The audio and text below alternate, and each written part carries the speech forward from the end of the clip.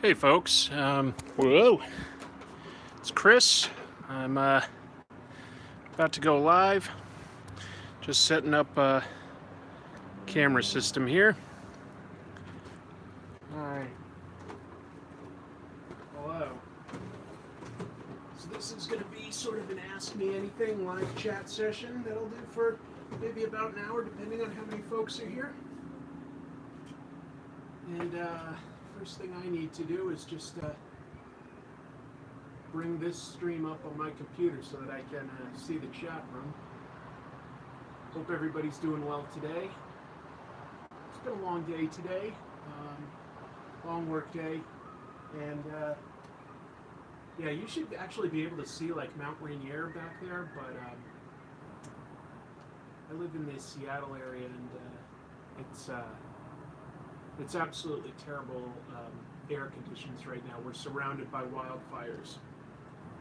So I might as well just be smoking a pack of cigarettes, honestly, right now, just being out here. But it's also kind of cool tonight, so it seemed relaxing. All right, I'm pulling up the live stream so that I can actually see what's being asked, if anything. Basically, this is just an opportunity to talk. Let's see, do I need to... I need to recenter that, don't I? All right. But I can see you all. Hey, Kiro, Matt, Pete, tons of names. Too many for me to count. Let me adjust this.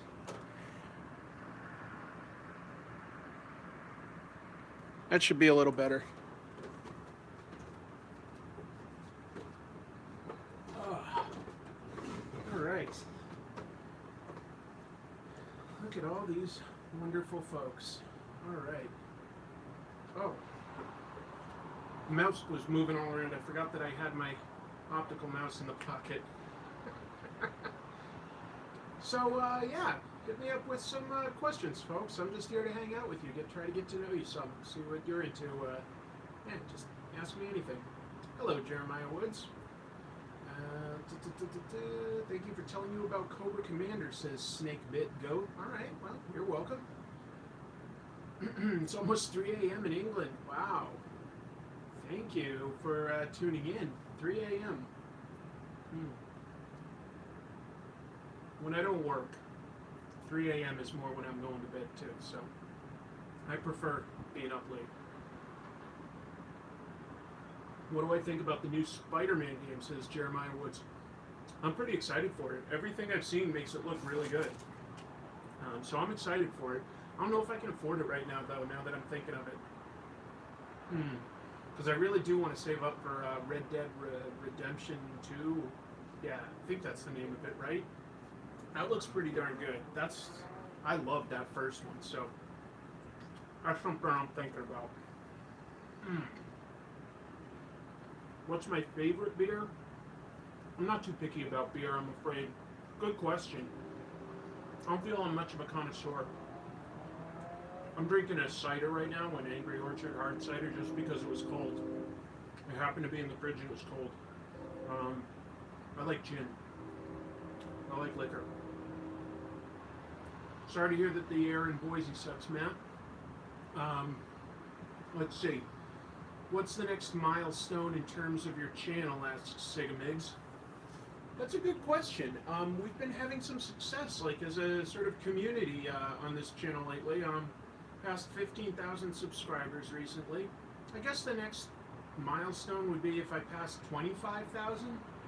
Hopefully that's a realistic goal for the near future. Hopefully, maybe the overall average weekly content that I'm putting out there, hopefully those are, there's sort of like a base minimum that they'll get within a week of something closer to like 5,000 views. Because it's pretty different. Like people like, well, not people. Let me just level set. I talk about a pretty wide variety of comics. You all know that. The years can vary. The publisher can vary. I even talk about foreign comics. I talk about indie and mainstream comics. It's all fair game. Because I just want to talk about the medium itself, the techniques, the storytelling. So that said, a video that I do on like Harvey Carr or licensed comics does okay, and it interests me. That's why I make it, so that I can stay passionate about it. But it doesn't do as good as like a more well-known figure, like the Howard Chaykin video. He's a pretty well-known mainstream artist. Did very well. Greg Land, he's a super popular artist today, and he's controversial. That's not why I chose him. Otherwise, I would have done him 2 years ago. I chose him because I had something to say about his particular storytelling skills. But that obviously gets a much bigger audience. And I think next week's video, which I'm going to have a blast doing, but it's kind of about some obscure stuff from the 70s, I don't expect that to do very well.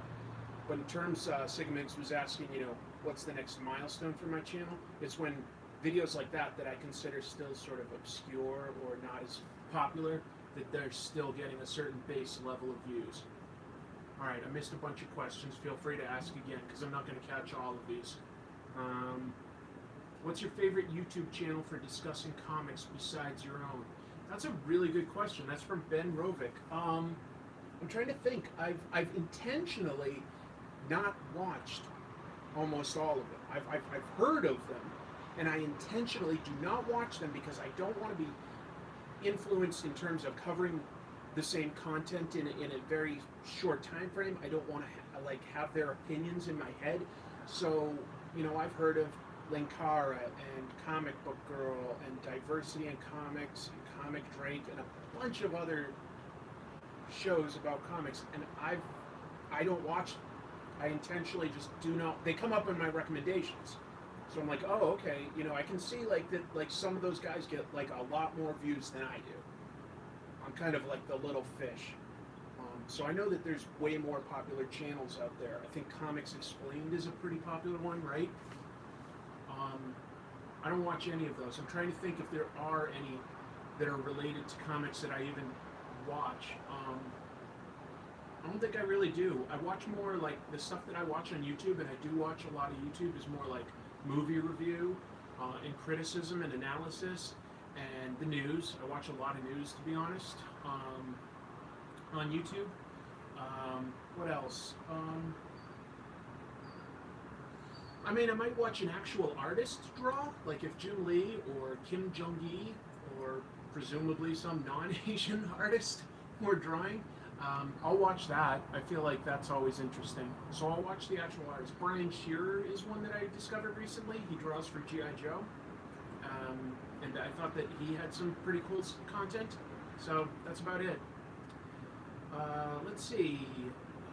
Somebody says, and I can't read your name because I can't read Chinese, but it says, it's Korean, excuse me. For manhwa critics, USA comics are not easily accessible. That's interesting. I don't know a ton about Korean comics. I do know that Japanese publishers like Shueisha are now hiring a lot of top talent from Korea. I know that as long as you speak fluent Japanese, Japanese publishers will now hire you, so that's pretty cool. Sophie Locke asks, what's your opinion on indie comics or web comics and their influence on the comic book industry? I think that indie comics always, and web comics count as that, I suppose. I think that they do always have a tremendous impact on comics, but you can't always tell until later. Comic book artists and writers and other creators that work in there, editors, colorists, etc., they love comics. And they're always looking for something that not everybody knows about or trying to find something new. So comics creators will frequently read certain indie comics, and that will influence them. So I think that their influence is always felt. It's just that you have to dig a little deeper to find out. I don't know if you guys could see that. That was a hummingbird that just hovered near my head, but it might have been just off camera. That was bizarre. All right. Have I ever checked out the Cleveland indie comic Apama? No, never heard of that one, I'm afraid. What non-Vertigo 90s comics don't suck? Okay, so you're saying, there's a lot of 90s stuff that was great. There's a lot of 90s stuff that's awesome. Just within Image, I was a huge fan, and I still appreciate Savage Dragon by Eric Larson. I think that that's a pretty fun title. I think that Dark Horse did a lot of great stuff in the '90s. There's a lot of Hellboy. They have a lot of other great creators. You know that they had all sorts of cool stuff. There's a lot of good Dark Horse stuff. What else was good in the '90s? Wasn't the best time for stuff like Avengers. X-Men was okay. It's okay. It had usually had like pretty good art. Not the best writers after Claremont left. They had a little bit of trouble finding their way. I don't think of like what else stands out in the '90s. Yeah, I'd have to think about that aside from some of the ones that I just listed. Definitely, there's plenty of good indie stuff. Okay, weird. Pete Marquez is saying "Happy Birthday, Alex Jones." I'm not sure what that. I don't get it. Maybe it's referring to something you guys are talking about. Do you know about Big Bad Comics, Joker L1000? Are you talking about like where you could get like 100 comics at once and it was like only a few bucks back in the day? If that's what you're talking about, those were awesome. That was like one of my big introductions to comics. I like read a bunch of Transformers and G.I. Joe and some Spider-Man at like a certain point in like the 80s. And you know, little stuff here and there before that. But then, like, one Christmas, I got a bag of 100 comics, all sorts of Marvel, DC, and even some indie stuff. And I read every single one. Some of them stunk. Like, there was, like, a Mad Balls comic or an Air Raiders comic, you know, stuff based on licensed property. But I read a ton of superhero stuff, and a lot of the art and the ideas behind it really caught my eye. Do you think the MCU movies and TV shows will ever cross over? If you're talking about like actors crossing over, probably not at this point. I think that they'll keep referencing. Sorry, there's a train yard behind me. I think they'll keep referencing things, companies like Roxxon or locations and stuff. I think they'll keep doing that.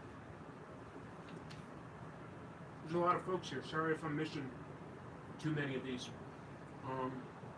Let's see. Hey, Hooded Coco's here. Hooded Cobra Commander 788. Somebody I definitely consider a friend at this point. A fellow YouTube creator. Somebody that I really go to for advice a lot of times. She's here.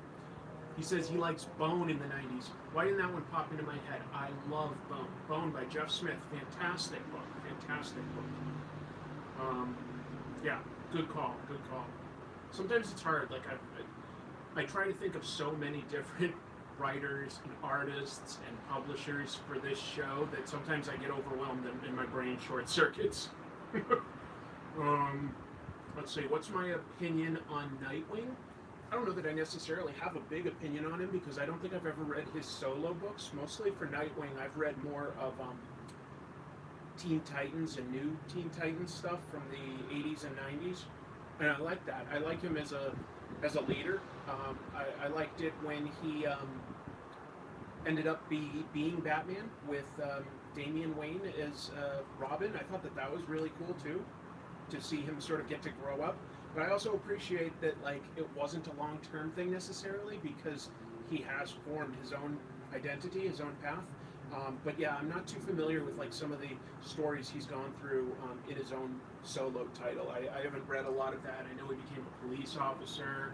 I know there's a controversial story where I think he got raped. I haven't read that stuff, at least not yet. How much time did you spend in Hong Kong when you went? How did you like it? This past time I was there for like about a week, I think. I think it was 6 or 7 days. I love Hong Kong. I think it's a fascinating, fantastic city. Great food. Some beautiful views up in the mountains. So much to do. So much to do. I could definitely be happy living there. I love Hong Kong. I've been there 3 times now, and I love it. I love it a lot. But I'd also, at this point, now that I've been there 3 times, I feel like I'd love to explore some other areas. Like I'd love to see Shanghai.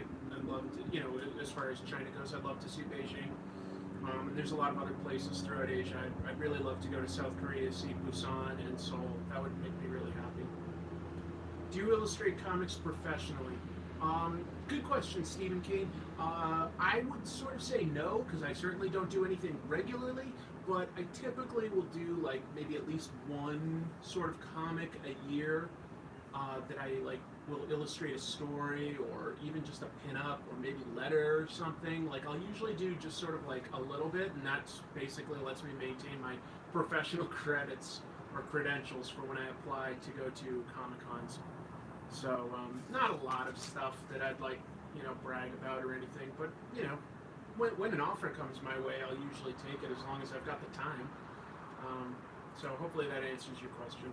Oh, I also, it's like I don't get paid for it, so I don't really consider it like a job, but I do proofread all of this stuff through Robert Kirkman's Skybound Studio. I've been proofreading his stuff since he was self-publishing Battle Pope, so Invincible, Walking Dead, Wolfman, Reaper, Cloudfall, I don't know, a million comics by him. I proofread all that stuff. Okay, I've been binge watching your channel since I found it 2 weeks ago. Well, thanks for joining, Watchful and Harmonious subscriber. I genuinely appreciate that. I can definitely tell that I'm getting plenty of new viewers lately, and that's great. That's awesome. I know that I've had some people that hear since close to the beginning, and I'm grateful for them, and I'm just as grateful for people that maybe discovered me this morning. The biggest reward to making content is that somebody watches and reacts to it. Yeah, so that's its own reward. I found you last night. There you go. That was Clay3613. Thank you very much for tuning in. I appreciate it. What else should I do? Sigmigs asks a good question. Will I do Inktober again? Inktober is where you draw every day in October.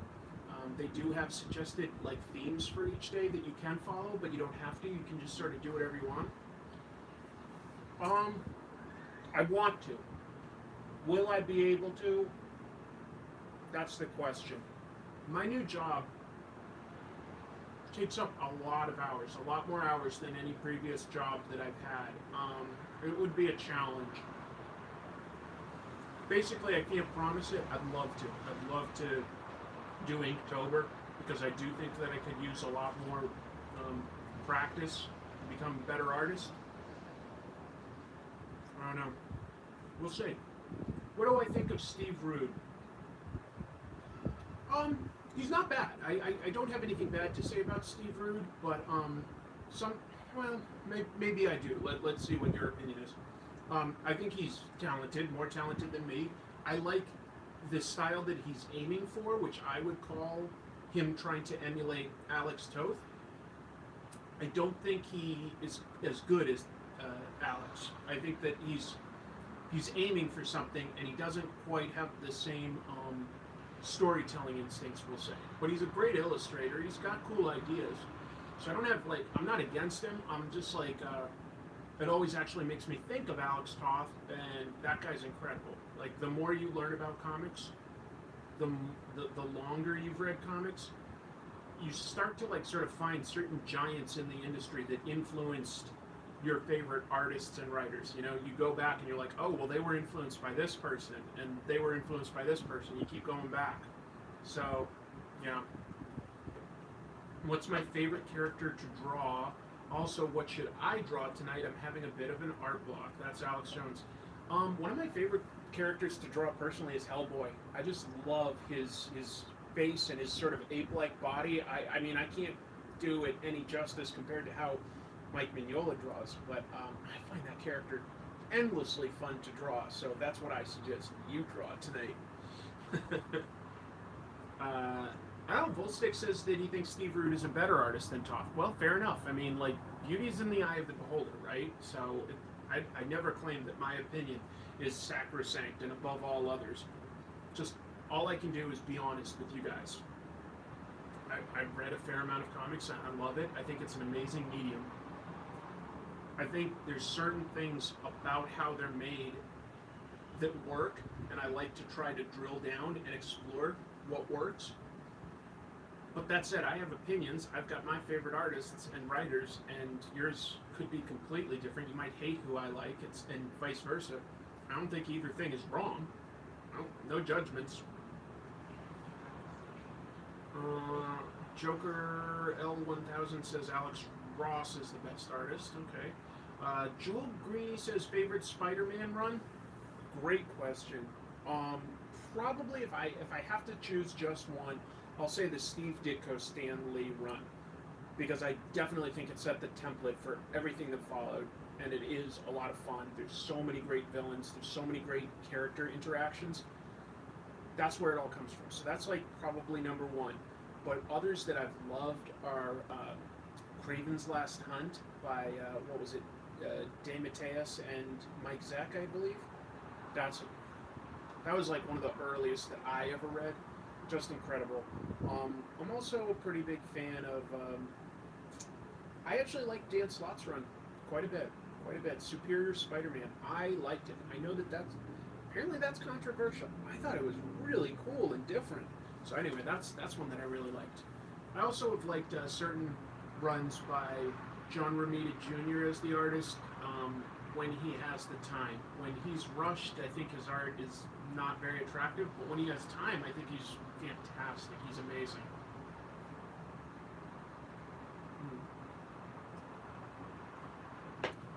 All right, this is an interesting question, folks.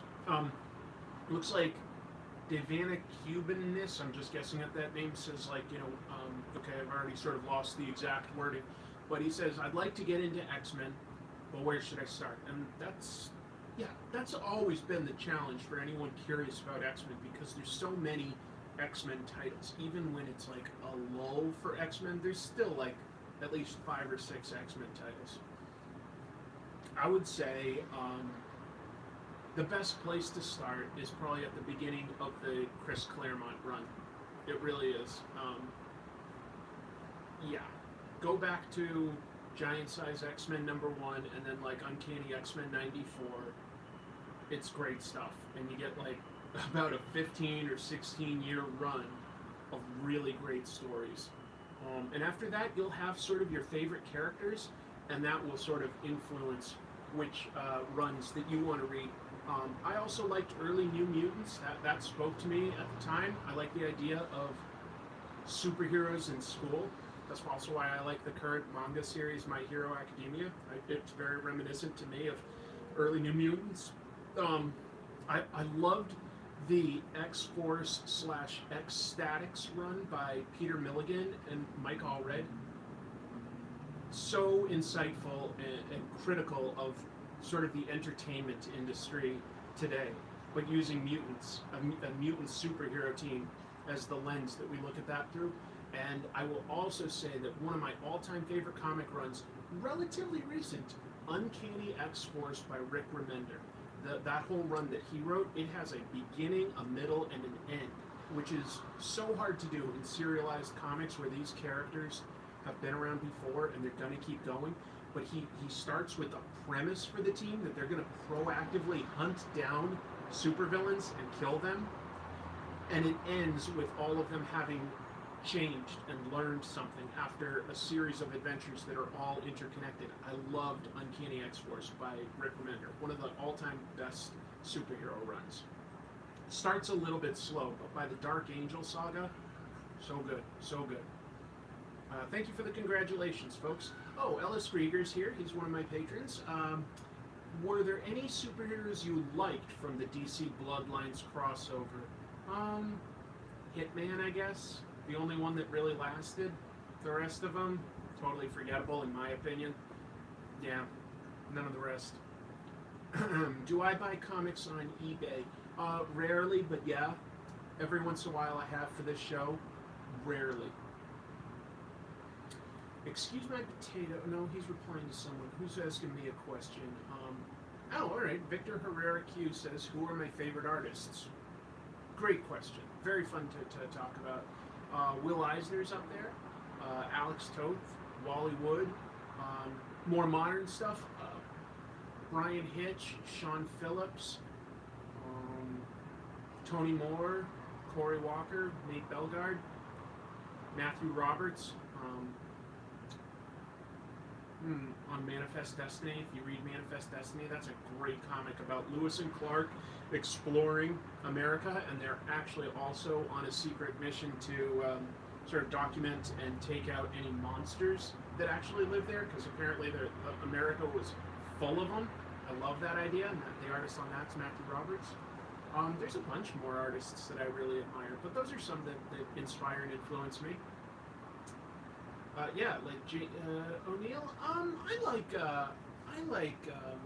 like O'Neill, but probably not one of my personal favorites. But I like him. Neil, wait. You say O'Neill? I was thinking Neil Adams when you said that.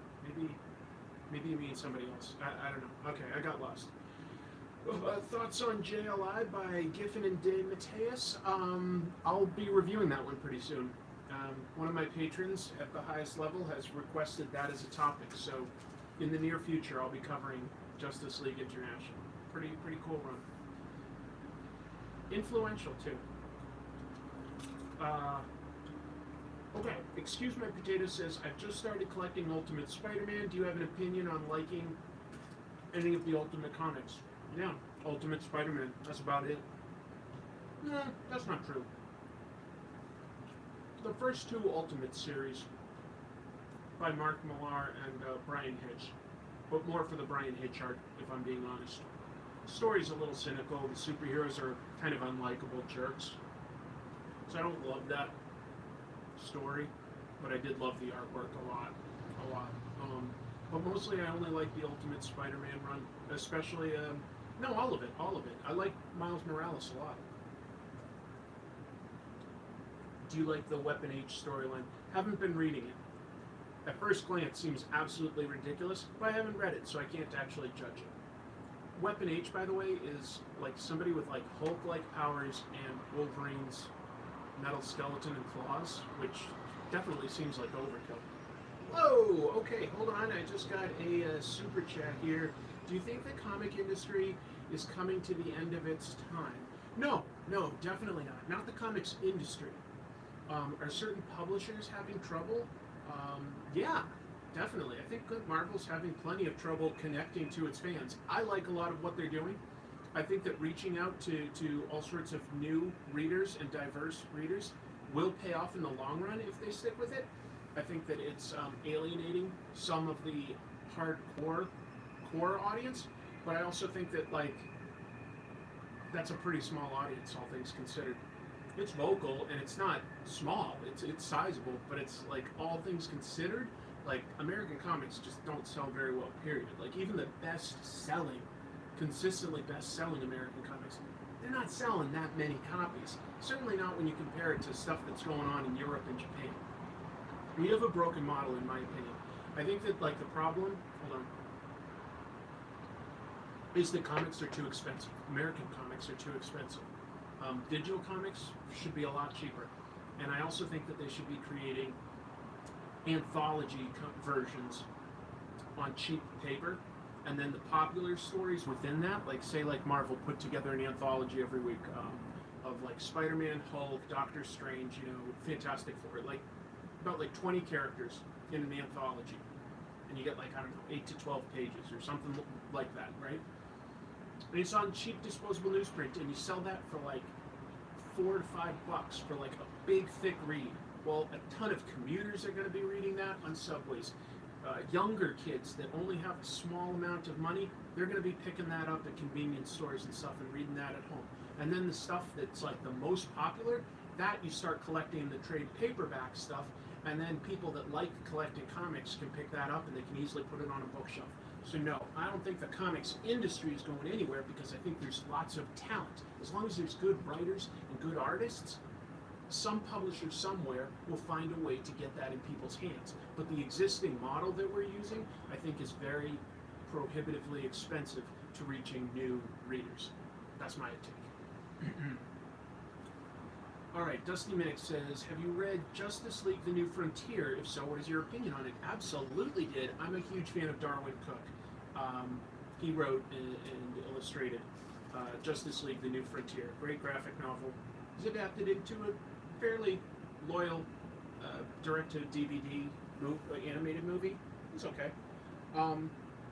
Yeah, very entertaining take on the Justice League sort of in the Cold War era. A lot of characters, really beautiful. I miss Darwin Cook. I got to meet him once. I was living in D.C. and he came to the Smithsonian. My kitty's here. Um, and he gave a speech about his work and about adapting Parker's stories. He did a series of stories based on the character Parker, sort of a pulp, vaguely noir anti-hero character from books.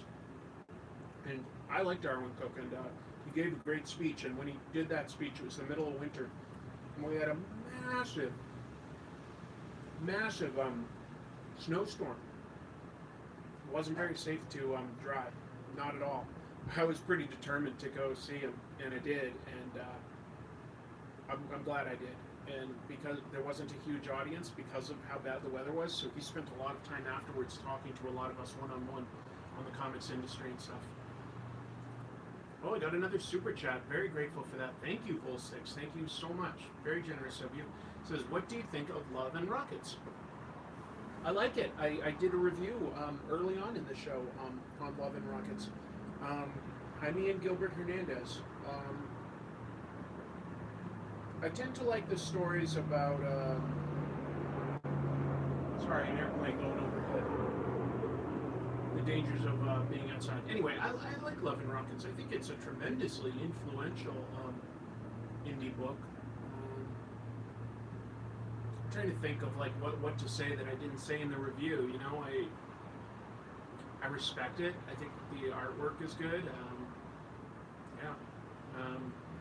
Worth checking out, especially if you like sort of soap opera type drama that's very well written, very three-dimensional characters with many flaws, but that creates conflict, and conflict drives story. So it's quite good.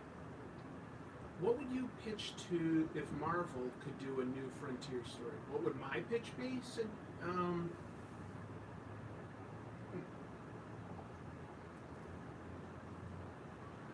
I think that like some of the most important characters in a story like that would be the Fantastic Four and Captain America, because I think that like a family of scientists and a soldier that's patriotic would probably have the most dynamic storytelling ability if you place them specifically in the Cold War era.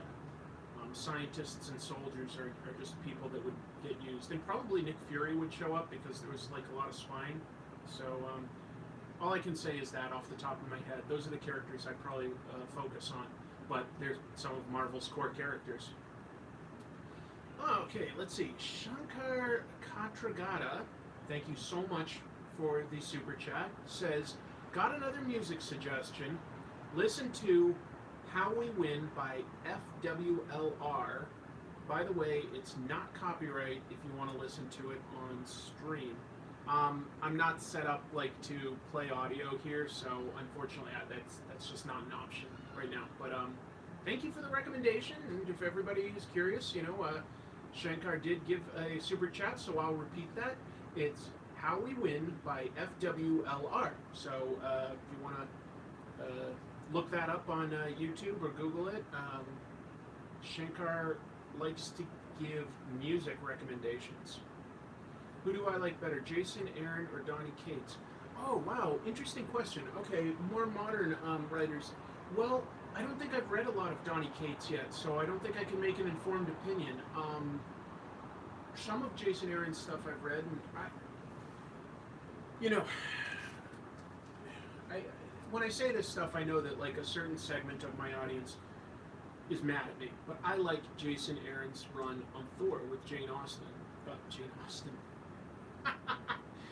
Foster. Getting a little too literary here.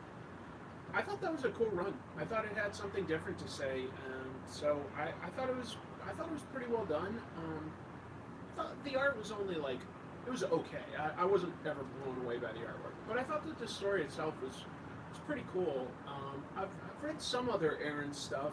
I liked his work on Ghost Rider. He did a small Ghost Rider thing with Tony Moore. I thought that was pretty cool. I really like what he does with Jason Latour on Southern Bastards. That's a fantastic book. Southern Bastards is my jam. I love crime comics. A good crime story. So I really like Southern Bastards. I give that a hard recommend. All right, let me scroll, see what else is in.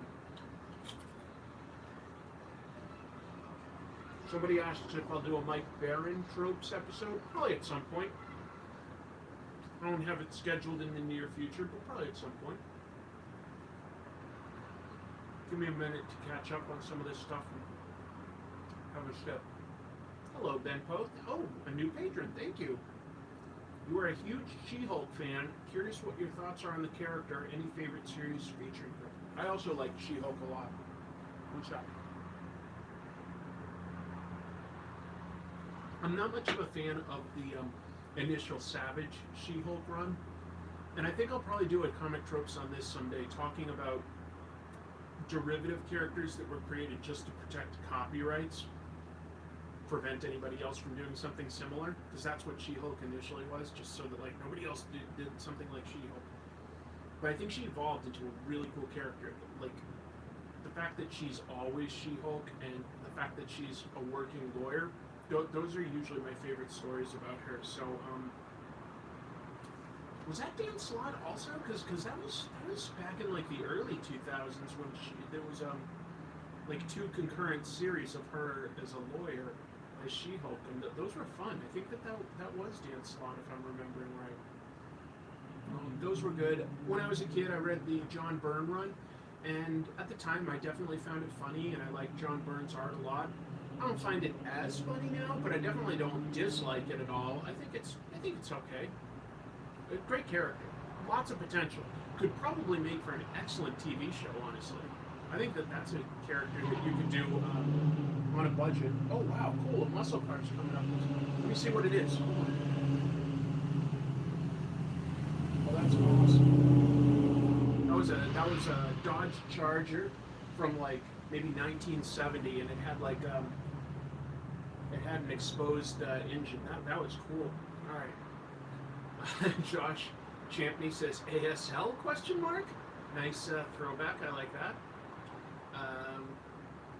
Okay, Ghost Dog says, I've been thinking about traveling to Japan, and I was wondering what are your recommendations and tips, do's, and don'ts. Look, I don't know that much. I've been fortunate enough to visit Japan 3 times. I know I love it there. I love it. Like, I would take a job there in a second. I'm a big fan of all sorts of places in Tokyo. I also think that Kyoto and Osaka are pretty special places. But as I said, I haven't really explored like much beyond that.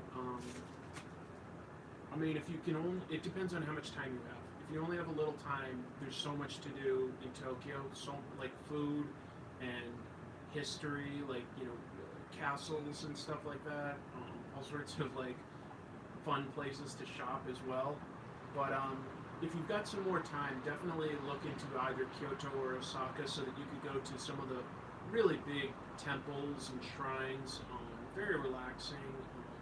Yeah, you get a mix of everything. Kyoto used to be the capital before, so there must be a lot of museums. There are, Karen G. Nice to see you, Karen. It's been a little while. T-Ham says, have I ever read Spider-Man Blue or Daredevil Yellow? Mm-hmm. I'm starving, guys. I've been working since early this morning and I haven't really had a meal. So bear with me a sec. Yeah, I wouldn't say that I'm a big fan. I do think that Jeff Loeb and, or Loeb, I guess I always forget how to pronounce his last name, and Tim Sale, I did like the Long Halloween, their Batman collaboration. After that, I'm not as into like what they came up with together, but that's just me. I'm not a massive fan of Tim Sale's artwork, but I do think that it can tell a clear enough story. It's effective. I think it worked in Long Halloween, but personally, it just doesn't really appeal to me. I'll have to give that some more thought someday and think of like what I'd want to say if I did an episode breaking that down. All this talk of Japan reminds one of Frank Miller's Wolverine X-Men run back in the good old days. That's from Germ. Yeah, I remember buying that 4-issue Wolverine series by Claremont and Frank Miller. It had already come out like a while back when I was really getting into comics, and I was staying with some family friends while my parents went on a trip together. We were up in New Hampshire. We went skiing with these family friends for like a long weekend or something like that. And we went to like some like not a flea market. It was probably more of like an antique store. And I saw those issues, and I think it was like $25 each, so $100 altogether. And my parents had given me $100 to spend over like 3 days, like of skiing and stuff. I just blew it all in those 4 comics. It was so important to me at the time. I was like, oh my god, I've heard so many good things about these. And I loved it at the time, I really did. To me, it was money well spent. My parents probably thought I was crazy later. I really can't remember their reaction. Have I ever read 1-800-Mice by Matthew Thurber? No, I haven't. I feel like I have heard of that. Was that like an 80s sort of indie black and white book, or... I'm not sure. I have not read it. What's the oldest comic in my collection, asks Jose Elizondo. Probably not something that old, actually. 4 years ago, maybe more than 4 years ago now. Anyway, about 4 years ago, I moved across the country for a new job, from the East Coast to the West Coast, and I sold off pretty much my entire comics collection. I was just looking to pare down all the stuff that I had in my life. And I also, like, it costs a lot to ship stuff. Like, there's a weight, basically, a weight and a space calculation. So I sold off like 30 long boxes worth of comics for $1,000 total because it was just really hard to move all at once. Yeah, I basically took pennies on each comic, which sort of stung a little bit, but on the other hand, it was like, the collection had been growing for a long time, and collections have a way of sort of taking over your life. They take over a certain amount of physical space, and you're always sort of worried about, like, you're always sort of thinking about them, and like, oh, I hope my house doesn't burn down or get a flood or something. You're always thinking of something like that. At least I was. And it felt like a weight had lifted off my shoulders when I sold all of that. So I did keep some of the stuff that meant something to me personally. But probably not some of my oldest stuff. Like, I had old issues of stuff like Spider-Man and X-Men and Batman especially. Like, I'd gone back a ways, but I sold all that. I kept, probably just like late 80s is the furthest back it goes. Like, because I kept all the issues of The Tick. That series meant a lot to me when I was a kid, because Ben Edlund grew up a couple towns over from me, and I met him a couple times at the comic book store, and he just seemed so cool to me, and I loved his book, and it just sort of showed me that, like, someone from, like, my small town could probably, achieve their dream. So I've been following him forever. I'm a big fan of Ben Edlund and almost everything he's ever done. So those Tick comics meant a lot to me. I kept those. There's probably not a lot that would be older than that I kept. So yeah, I don't personally have a very large comic book collection anymore. And most of the stuff that I'll do for the show, when I get physical copies, sometimes I give away or sell it back to the store because I just don't want to keep it all. What are some questions? Okay, you guys are talking amongst each other, so that's cool. Vicky always says he had old pulps of The Shadow. Very cool. I've seen them in antique stores and stuff. They've always sort of like caught my eye. Great covers, but I don't have any myself. Oh my goodness. Another super chat. Thank you so much. Choose 4 Soups. UFO crash in Central Park. That's from Josh Champney. So I think what you're saying is there's a UFO crash in Central Park, and I have to choose the 4 superheroes that will respond to this. If I'm allowed to just choose any 4, I'm going to say Reed Richards, Mr. Fantastic, pretty much the smartest superhero, right? He should be able to analyze this situation, maybe solve any problems with with it. So like definitely him. Um, sorry, Karen J. I'm not going to say the whole Fantastic Four, but I'll say that I'll say Reed Richards. We'll go with Spider-Man because he can adapt to any situation. He always seems prepared. We'll say Superman because he's the most powerful. And let's throw in a wild card sort of character, like just in case it's something out of the bounds of normal. We'll throw in Doctor Strange. Doctor Strange is really powerful, and if they, who knows what kind of, what do they mean? He'll be able to translate or something like that. I don't know. Moon Knight. Why did your channel used to be called Skunk Ape? Because I didn't know I would eventually create a show. Skunk Ape, the word, has always amused me. I went to college in New Orleans, and down there, their version of the Sasquatch or the Yeti, they call it the Skunk Ape, and that cracks me up. The idea of a monster in the swamps called a skunk ape. I don't know, it's always amused me, so I just grabbed that name. That was a long time ago. I just claimed that a long time ago. I just realized you changed your username. Yeah. I think the channel is still like findable under Skunk Ape. I just have like a vanity name. They, at a certain point, YouTube allows you to do that. So I was like, everybody thinks of it as comic tropes. Let's just like eliminate any confusion. Do you have any interest in doing an episode on Ed Brubaker, says Joel Greenleaf? Yes, very much so. That's one that'll be very important to me because I'm a fan. And I want to explain why I'm a fan. I want to explain what I think he does well.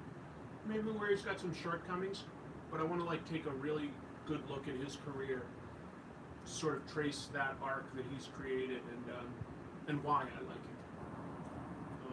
So yeah, I've got some strong opinions on that. I'm a really big fan of Ed Brubaker. I like crime comics. You guys know that. I've said that before. So he tends to specialize that and yeah, it basically speaks to me. Do you believe in any cryptids, says Logan Jericho? No, I guess I'm a pretty skeptical person at heart. I don't really believe in intelligent aliens that will, come here, or ghosts, or Sasquatch. I don't, maybe it exists. If somebody has like some really good proof, I'll definitely take a close look and change my opinions. But I think by my nature, I'm a little more skeptical. I love exploring those concepts as an intellectual exercise in storytelling. Like, what if X existed? What would the impact be on, person A, B, and C? Would that be the only thing that could change person A's opinion or outlook on the world? Is the existence of this and going through some sort of a story? So I definitely like stories with all sorts of these ideas, cryptids, aliens, and things like that. But personally, no, I tend to be a pretty skeptical person. Do an impression of Christopher Walken doing an impression of Borat. Ooh, all right. Christopher Walken. I'm thinking. I'm practicing. Christopher. My wife. I make in the dirt. My wife. That's the best I can do. That's terrible. That's terrible. Would you be interested in doing a show on a comic book adaptation of the Jean-Claude Van Damme movie Cyborg? It's awful. I didn't know that there was such a thing. I would be very interested in finding this Jean-Claude Van Damme Cyborg comic book adaptation. Alright. Perez, the Disney Ghost Dog. Who's your favorite villain from Spider-Man? Probably Dr. Octopus. I think Dr. Octopus is Spider-Man's best overall villain. A lot of people think of the Green Goblin as his ultimate villain. I think that Dr. Octopus works a lot better because he's sort of a fellow scientist that didn't exactly go crazy. He just went down a very different moral path, and I feel like that's kind of close to what Peter Parker could have been tempted to do if he hadn't had the powers that he had and the upbringing that he had. Because he was sort of an isolated nerd, And I just find that like an interesting dichotomy. I like Doctor Octopus. I think he's really smart. I think he's really powerful. So probably Doctor Octopus is my favorite Spider-Man villain, and that's not an easy call because Spider-Man has a fantastic rogues gallery. He really does. Cardiac is best. Yeah, of course. What was I thinking? Cardiac. Um,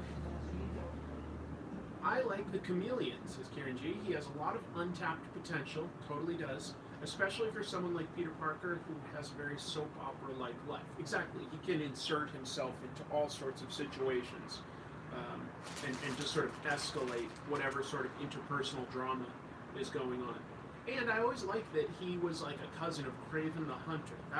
That's people sometimes forget that like Kraven and Chameleon are both Russians and they're both cousins. Jim Hughes asks, best rogues gallery in comics? I mean, these are all personal opinions, so it's like, I don't know if this is that interesting to keep hearing my personal opinions, but I'm more than happy to share. I think the best rogues gallery in comics is Spider-Man. Flash is plenty entertaining. Batman is fantastic. You know, like, Batman has the Joker, and the Joker is terrific. Like, one of the best villains out there. But then he also has stuff like, you know, I don't know, Kite Man and Calendar Man that can be like used a little entertaining, like once or twice, but you know, like Killer Moth, I don't know. Every superhero has bad villains, don't get me wrong. Or lame ones or ones that don't age well. Yeah, I give the overall rogues gallery to Spider-Man any day of the week because of like the Sinister Six, all the different goblins, Hobgoblin and Green Goblin, and you know, Venom can be used well. Like, there's a lot to explore there. Somebody asks what my fave Hunter x Hunter arc is. Sorry, have not read that one yet. Would you ever talk about the boys? Probably more mean-spirited than Logan. I agree with that, Tigray. I probably will at some point talk about the boys, but I may not talk about the boys directly. I may contrast it with something else. I want to do an episode sometime as soon as I can find time. There's so many ideas that I have. It's really hard to prioritize them. I really want to do an episode on Rick Veitch, writer and artist. He did a lot of stuff mostly in the 80s and 90s, and he had a comic book called Brat Pack that really broke down superheroes and sort of showed them in a very unflattering light. And I feel that he did that in a very different way than like Watchmen, for instance. And yet, like, I feel that The Boys is basically just doing exactly what the Brat Pack already did, sort of stretching it way out. That's just my take on it. Who has the worst superpower in comics ever? I think that the worst are not like a weak power, but like an ill-defined power. Like, you know, when Shamrock has good luck powers, what exactly does that mean? Does that mean, like, no matter what, like, nothing bad's gonna happen to her? Or do you just, like, all of a sudden as a writer just go, well, I guess I have to have her lose, so this time her powers just didn't work. Well, why didn't they work this time, but they did work all the other times? So, the worst superpower are ones that you just can't define. Wonder if you plan to do an episode on Ed Brubaker and what you think of Kill or Be Killed. Love from Colombia. Oh, very exciting to hear from somebody from South America. Thank you. Yes, I was saying earlier, definitely going to cover Ed Brubaker. Means a lot to me. Probably will try to cover more than just any one story. Probably would take a look at, like, his career path. Miles Durkee says Squirrel Girl is the worst power ever. Squirrel Girl cracks me up, but I have read lots of her stories. Would I talk about Squadron Supreme? Possibly. I'm trying to remember. Yeah, they have a really convoluted history, and sometimes I don't really love delving into like really weird continuity where you have to explain a lot to audiences that haven't read it before. You know, you're just sort of like. Because they do have some cool stories, don't get me wrong. I like the idea of Squadron Supreme, but they've been used as good guys and as bad guys, and they've had, like... Sorry, police. Okay, don't know what that's about. Why would I? I'll think about Would I ever talk about Laura Kinney? Um, Possibly within the context of something else. Yeah, definitely. Favorite current comic runs? Ooh, favorite current comic runs?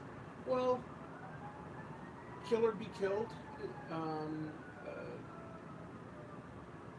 Batman White Knight by Sean Gordon Murphy.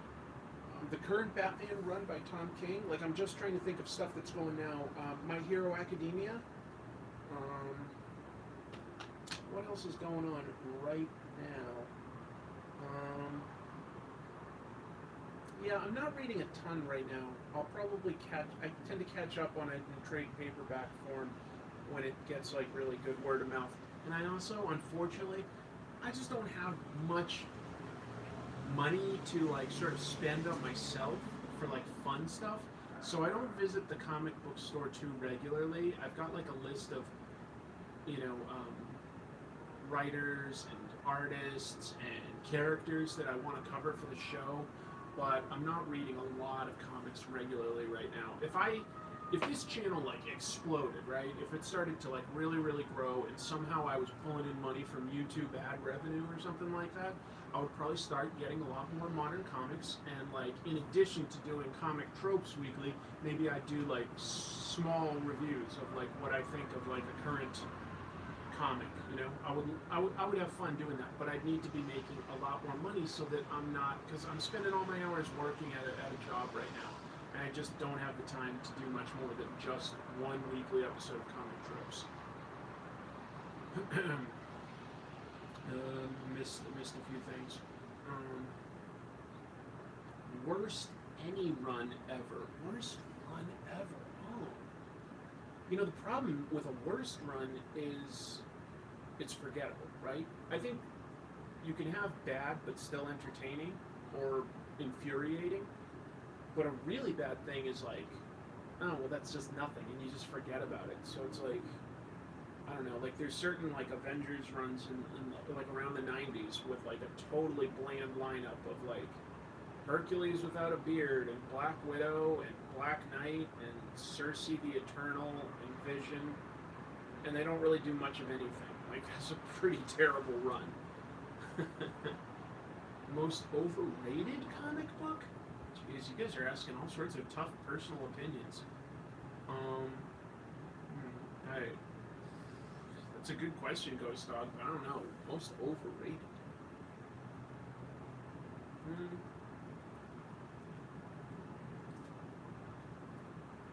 I don't know. I'm trying to think of like popular runs, and then out of that, like what fits as bad. I don't know. I'd have to give that one a lot of thought, to be honest. Nothing's coming to mind. Any questions aside from like personal opinions on comics? Would I do a Judge Dredd Comic Tropes? I did, Graham. I did do one. I actually went to London for it. I might do it again someday, but yeah. What are my thoughts on AMC's Preacher? I've only seen the first season, and then I had to cut cable. Can't afford cable, so I'm not up to date. I heard it got a lot more comics accurate recently. Some of my comics reading friends have been saying that they mostly enjoy season 3 the most. That's like the consensus among some friends of mine. I thought season 1 was interesting, but it wasn't quite what I expected out of Preacher, because I expect that to be a road trip, and I really wanted to like Jesse Custer a lot more than I did. I didn't hate the guy, but I didn't like him. I didn't think he was that cool or anything. Some of my thoughts. Oh wow, Kana Kamui. I'm so bad at pronouncing names. Any names. Thank you so much for this super chat. Very, very kind of you. One of my kitties is curious. You want to come up here? You want to jump? Thought maybe she'd want to be on the show. Just too shy. Mark Verheiden's The American. Yeah, I'd be curious to address Mark Verheiden's work at some point. Probably not anytime soon, but it's a good idea. I'd probably also talk about how he sort of like transitions back and forth with comics and TV. There's a few people like that. Favorite alternate takes on Batman? Oh, that's an interesting question. These are also such personal opinions. Um, Favorite alternate take? I like Owlman of like the what is it, like Earth 3 in Justice League? You know, like the evil Justice League. I always like get a kick out of Owlman, but I like Mike Mignola's work with him set in like Victorian London times, Gotham by Gaslight. That one's pretty cool. Dark Knight Returns, I would consider that sort of Elseworlds. The original Dark Knight Returns holds up pretty well. Have I done sidekick tropes? Not yet. Not yet. And I have thoughts on it. I definitely have thoughts on it because there are tropes to the idea of sidekicks, and especially the team of sidekicks, which I think is something that's been baked into comics since almost day one and continues today. The team of sidekick superheroes, that they fill certain roles. Very tropey. So at some point I will. Teen Titans, yeah. Teen Titans, Ninja Turtles, what is it, Young Allies, back when it was Timely Comics. Even up to like stuff like, you know, New Warriors and stuff. They're not exactly sidekicks, but they're sort of like, you know, B or C-list characters that are teenagers that come together. So something like New Warriors, I think, fits that bill. I think that kind of stuff keeps getting done. Young Justice, plenty of that stuff, plenty of throughout. And I think Ninja Turtles keeps reinventing itself, but I think that they're the same. Like they're there's certain ideas to a team, and they always have like the one adult mentor character. Yeah, it's interesting. How long have I been going? I don't know how long I've been going. It's just been like an hour. It's been almost an hour, isn't it? Will I do anything about Argentinian comics? Asks Alejandro Toro. Probably at some point I will. It might I believe Eduardo Risso is an Argentinian artist. I've read some of his Argentinian comics, if I'm remembering that right. So I might talk about that at some point. Yeah. I love looking at other countries' comics. Have Wacom products been good or bad for comics? I don't think I can blame a tool one way or the other for like whether something's gotten better or worse. You know, an artist's going to take advantage of the tools in front of them, but at the end of the day, it's like that particular artist's inclinations that will affect whether something's good or bad. It really depends on how much work you're still willing to put into it. A tool can make things easier, but like as long as somebody's willing to put in work, you know, like and they have good storytelling instincts, they can like do great work with like, you know, a quill, or they can do great work with a Wacom, they can do great work with anything.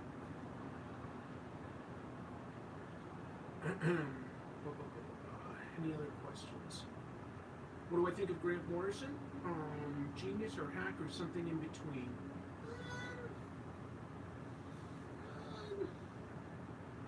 Probably something in between, but closer to genius. I think he's had some really fantastic runs. I really do. I think he's had some fantastic runs. And then he's done some stuff that just doesn't speak to me at all. And I'm just sort of like almost scratching my head trying to understand what he was going for. But he's definitely done some really wonderful stuff. All-Star Superman alone, you know, like that's a pretty fantastic 12-issue comic. That's pretty fantastic. We 3, his run on X-Men, I love all those things. New X-Men, We 3, and what did I just say? The other thing. I'm getting tired. It's been a long day. Yeah, Arkham Asylum is a little tough to follow. It was very cool at the time. I was rereading some of it in a comic store, like flipping through it recently, and I was like, wow, I thought this was really cool when I was younger, and now I don't know. Johnny Dropkick says you send me a message on Facebook. Okay, well, I'll take a look. Shankar asks me if I've ever read Blam. No, I'm afraid I haven't read that one. What are some bad Golden Age comics besides 7-Eleven? Sergeant Spook is up there. Hypnox is up there. Uh, there's so many. There's so many. Like, trust me, I could just change and do this show for like quite a few months anyway about just forgotten golden age superhero ideas that just failed. Like, there's so many of them. There were so many comics being published at the time, and a lot of them were anthologies. And they just were throwing stuff at the wall. They might as well have been throwing their own feces on the wall to see what stuck, because that's what it was. A lot of it was crap. People think I'm crazy. Could I get into the nature of my job? Oh, it's not very exciting. It's a relatively new job. I'm selling used cars, folks. I needed to pay my bills, pay my rent, because I want to stay in my condo. I like where I live, so I needed to pay the bills, and this was the first thing I could really find. And it's 100% commission, so it's a little stressful in that regard. You know, I've got to keep selling, and that basically means that you have to put in extra hours a lot of times to meet the customer when they're ready to buy. It's tough. It's tough. I like my coworkers quite a bit. I like a lot of the people that I'm meeting. I've never necessarily been a car guy. I think I know a good amount, and I'm learning a lot. I think I'm okay. I think I'm doing pretty good at it, but I don't love it. I don't love it. I do find it stressful, to be honest, because I'm like really trying to like help every once in a while help somebody with like, you know, a very limited budget find something that works for them, and you know, just running the financing is very stressful. So I don't love it. But whatever. Have I ever read a book called Batman Hong Kong? I have. Doug mentioned Tony Wong. Yeah. I think I at least mentioned it in my Tony Wong episode. When I went to Hong Kong, I did an episode there about Tony Wong. And yeah, it's an interesting book. It's an interesting book. I think it's the only American book that Tony Wong ever did. I mean, his books were imported here and translated, but I don't think he ever worked on any other American properties aside from that Batman story. It's pretty cool. Yeah, a lot of tropes from Hong Kong Kung Fu comics. Yeah, it's very Tony Wong heavy, even though Doug Mensch wrote it. Ohio. Any video games I've been playing? That's like, you know what? Like, I love video games. My job is taking up all my time, and like what little time I have, I'm devoting to comic tropes. So video games have like temporarily been shunted to the side. I just have no time for video games. But even if I did, I really don't have the money for video games. So right now, not really playing any video games. I'm hoping that I can carve out some time when Red Dead Redemption 2 comes out. I would also be very interested in playing the upcoming Spider-Man game. So I would like to, but you know, it really is a question more of time than anything else, and then money. Oh, wow. Kana Kamui gives a super chat and says, do you think the first 3 volumes of Batman Rebirth, I Am Gotham to I Am Bane, can be considered a spiritual sequel to the Nightfall trilogy? Absolutely. Absolutely. That's a really cool way of thinking about it. I would say possibly superior. Possibly. The best thing, in my opinion, about like the whole Nightfall arc was the creation of Bane. I do think that Bane has tremendous potential. I think that Nightfall came close to that potential because he really did defeat Bruce Wayne, but not permanently. He came back. So that's a pretty cool 3-arc structure. At the time I did love Azrael a lot, but it doesn't speak to me as much now. It feels a little bit of try-hard, little trying to be edgy for the sake of being edgy. Although I do think that was the point of the story, was they were saying, hey, you guys want like edgy superheroes in the 90s? Well then, like, here's an edgy version of Batman. I really like Tom King's current work on Batman a lot. Oh wow, and another super chat. You guys are so generous. This means a lot to me. Champion says your Ditko vid was great. Mr. A, Ayn Rand, except Ayn Rand. Yeah. I was proud of that one. Thank you very much. kind of weird guy. Kind of weird guy Ditko was. I'll always love him because he gave us Spider-Man and Doctor Strange. Kind of like the Creeper. Kind of like, Hawk and Dove. But mostly like Spider-Man more than anything. Spider-Man's always been like one of my all-time favorite superheroes. Maybe my very favorite superhero. Probably is my very favorite superhero. So I'll always love Ditko for that.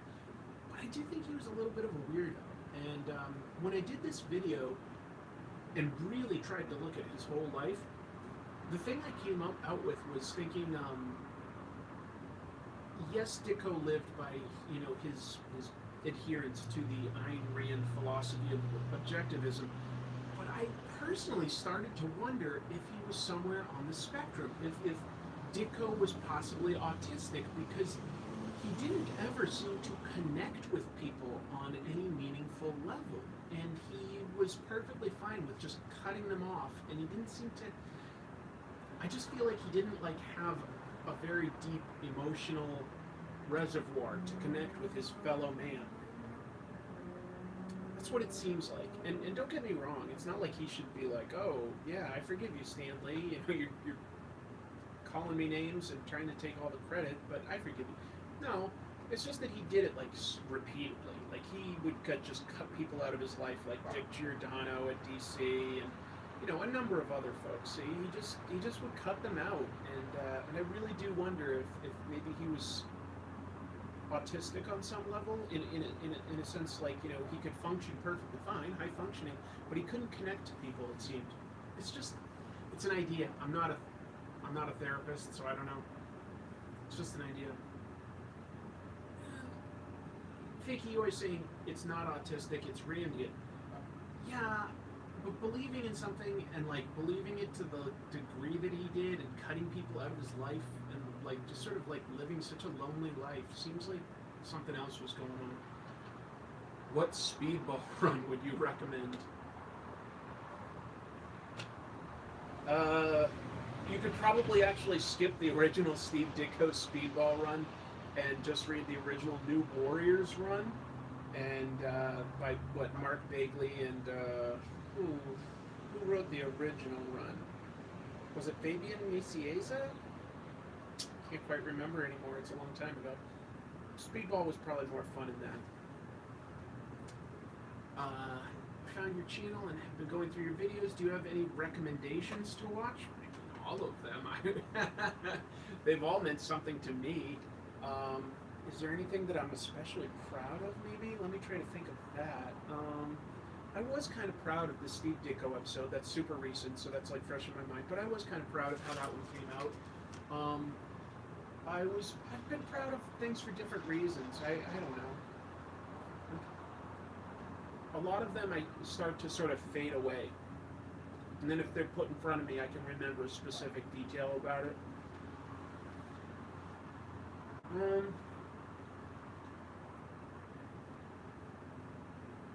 Just thinking.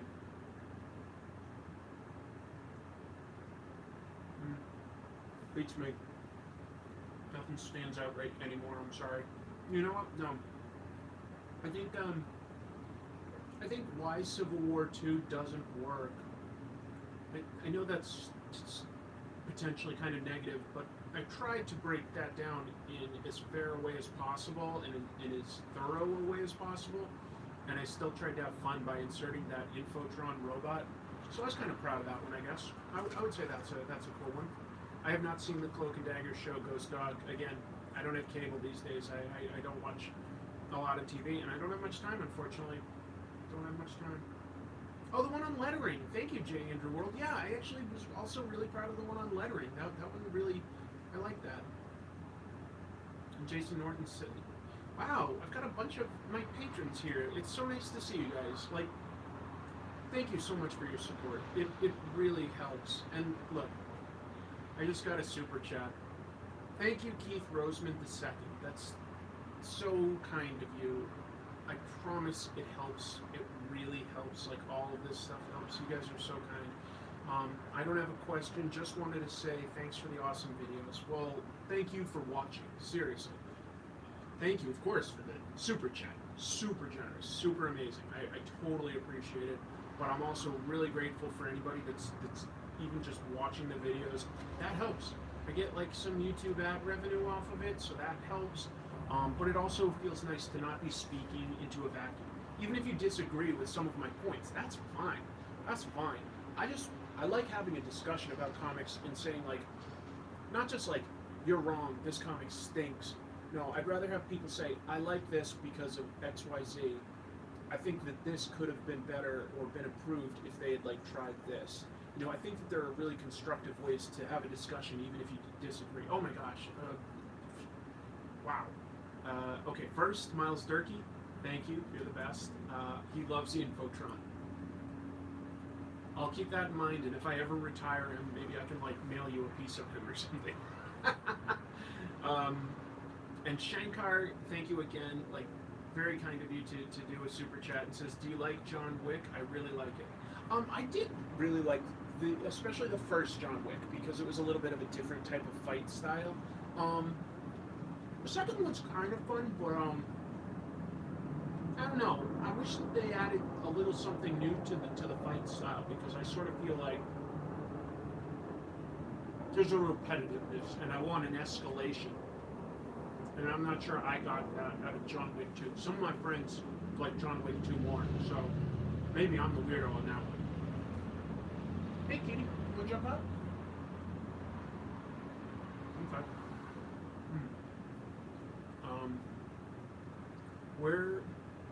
Where are you at? It's light, says Jake Johnson. I'm basically a little south of Seattle. I'll leave it at that. But yeah, the sun is setting, and it should actually be brighter right now. But I am surrounded by wildfires. British Columbia has wildfires. There's wildfires in the mountains, like around the Cascades and stuff, and there are wildfires in Northern California and even up into like Oregon. And it's all surrounding me. Everything is smoking. Like on a clear day, even though this is on like my phone camera, you should be able to see Mount Rainier, clear as day out there. It stinks here. It stinks. It smells like smoke. My eyes are very dry. My nasal passages are getting dry as I'm doing this, so I probably can't do it too much longer, no matter what. Everything smells like smoke here. It's gross. It's terrible. Kid Dankula says that I'm thick. Okay. I totally agree. I'm a thick boy. THICC, folks. What's your favorite My Hero Academia character? Cool question, Sigmix. Probably Deku. I love the main character. And after that, like, who's that frog girl? Call me Tsuya. Tsuya. Yeah, I like Tsuya. I find her very amusing. Yeah, it looks like China there. Yeah. Oh, you've been in China for a year? Yeah, I've been to Hong Kong, and it's kind of like that. But this isn't smoke. This is just smoke. You could have a job drawing. Okay. Jason Norton says you could have a job drawing your favorite character, or at a company where you have carte blanche to draw any of their titles. Which would you choose? A job drawing my favorite character, or at a company where I could draw any of their titles? Well, what's the difference there, Jason? Wait a minute.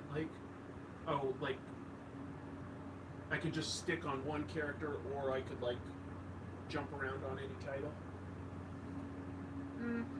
Honestly, I'd rather create my own stuff. I sincerely would. I would sincerely much rather bring some of my own ideas that I've written to a place like Image or some other publisher that would be interested in that. I've written plenty of stuff and just don't have like the time or the money right now to hire an artist that's better than me to bring that into the world. But I've written some various like sort of sci-fi stuff that I would really love to.